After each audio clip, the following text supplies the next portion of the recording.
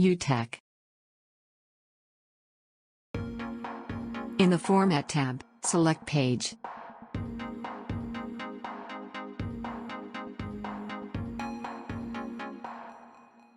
Change the value of the margins to your preferences.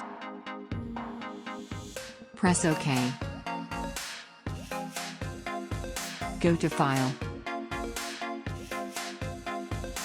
Select Templates, and click on Save.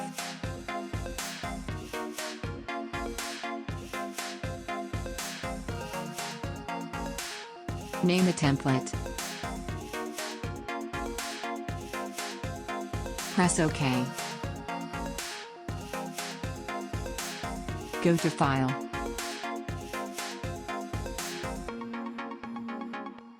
Select Templates. Click on Organize. Double-click on My Templates. Right-click on the template you saved. Click on Set as Default Template. Press Close and restart the program to see the changes.